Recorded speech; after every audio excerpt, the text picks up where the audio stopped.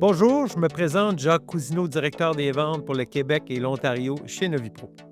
Je vous souhaite à tous la bienvenue dans cette série de balados consacrée à la 9e édition du Portrait TI. Comme chaque année, le groupe Novipro a publié en juin dernier son rapport annuel sur l'état du marché des TI au Canada. Durant cette série de balados, nous analyserons les statistiques clés et où nous en sommes actuellement 6 mois après sa sortie. Quelles tendances, enjeux et priorités ont évolué? Pour ce dernier balado, nous allons aborder la thématique des ressources humaines avec Martin Larivière, vice-président RH, acquisition de talent au groupe Novipro. Bonjour Martin. Bonjour Jacques. Cette année, le rapport indique que 78 des services TI ont fait face à au moins un enjeu en matière de RH. Rétention de ressources clés à 30 manque de formation et développement de compétences à 25 Est-ce que c'est ce que vous ressentez sur le terrain? Je dirais en fait 78 c'est probablement conservateur. Sur le terrain, la réalité est simple. Les TI vivent des changements en permanence. On peut penser aux dernières années, là, le télétravail durant la pandémie, l'hypercroissance post-pandémique, la stabilisation forcée par le contexte économique un peu plus récemment, comme tu sais. Puis maintenant, on voit l'accélération liée à l'AI puis à la cybersécurité. AI, cybersécurité, cloud, ça explose actuellement. Les entreprises doivent investir dans ce type de compétences, que ce soit à l'embauche ou à la formation. Puis si on n'investit pas, ben on se retrouve un peu déphasé, puis accessoirement moins compétitif, là. En somme, affirmer que les entreprises ont des enjeux de rétention, d'attraction, de formation, de développement de compétences, de mobilisation, de motivation, c'est loin de décrire l'ampleur de la situation. On le vit, on le voit chaque jour à différents niveaux, dans différentes entreprises, dans toutes les équipes TI. On parlait des 78 qui est la moyenne, mais on remarque de grandes différences selon la taille des entreprises. Par exemple, chez les petites entreprises, on se situe à 65 et chez les moyennes à 92. Comment tu expliques la différence? Je conviens que les résultats peuvent en effet surprendre.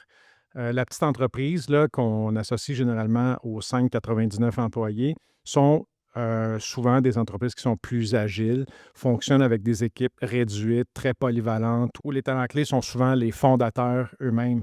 Les enjeux existent, mais ils sont souvent moins formalisés, moins visibles et parfois même moins avoués que dans des entreprises qui sont plus structurées. Donc, plus on grossit, plus on se structure et plus qu'on voit, en fait, inévitablement ces problèmes-là. Donc, les entreprises de taille moyenne, jusqu'à 500. Donc, les entreprises de taille moyenne jusqu'à 500 sont un peu prises dans une étau.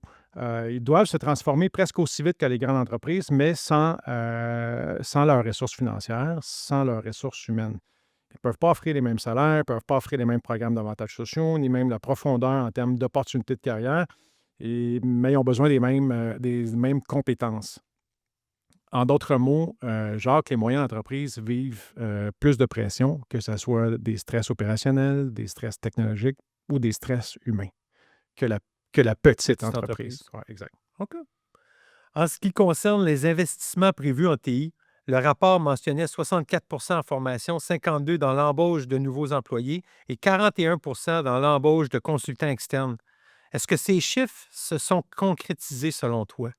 C'est une bonne question. Je pense que les entreprises sont parties avec des intentions qui étaient nobles. Ceci étant dit, je pense que le contexte et la réalité d'affaires ou du marché économique les a rattrapés. En formation, je serais porté à croire que le 64 est bien réel.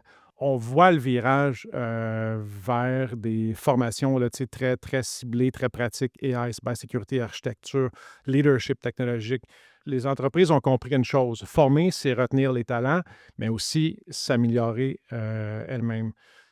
Ne pas former à l'inverse, ben, c'est reculer, surtout dans le contexte d'affaires économiques. Sur l'embauche, à 52 les intentions étaient nobles. Ceci dit, pas certain que leurs intentions se sont concrétisées, Jacques.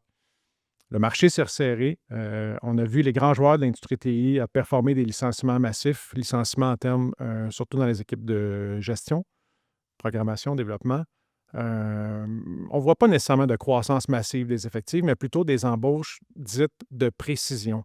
On le voit dans les types de mandats qu'on reçoit. Puis là, on revient encore avec ce qu'on a dit précédemment. Sécurité, architecture, AI, analyse d'affaires, gouvernance TI, c'est des expertises qui, dans le contexte, peuvent pas nécessairement attendre. Puis enfin, sur la question des consultants à 41 c'est un peu comme la réponse précédente.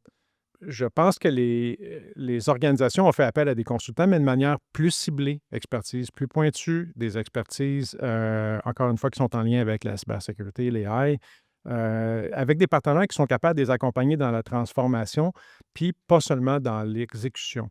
Donc, oui, les investissements annoncés se sont concrétisés, mais dans un contexte d'optimisation, de sélection un peu plus grand que ce qu'ils avaient peut-être anticipé jadis. OK. Comme dernière question, Martin, j'aimerais pardon, que tu nous parles de la collaboration avec des partenaires externes, car on a constaté une diminution cette année avec 66 contre 80 en 2024. Pourquoi cette baisse? Je vois possiblement, Jacques, deux raisons pour expliquer cette baisse-là.